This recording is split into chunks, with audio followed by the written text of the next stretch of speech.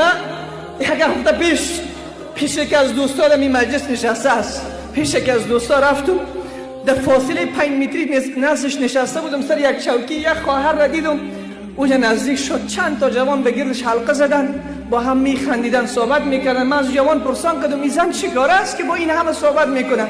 گفت جناب مولوی صاحب یک فاحشه است، این زنا را میاره به این جوانا توزیع میکنه، از این پول میگیره.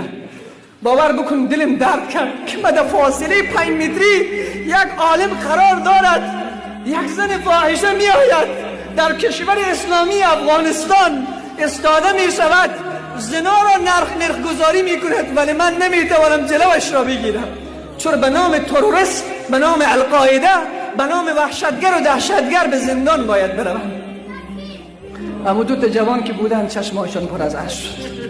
الحمدلله که ما از این بدبختی نجات پیدا کردیم عزیزان.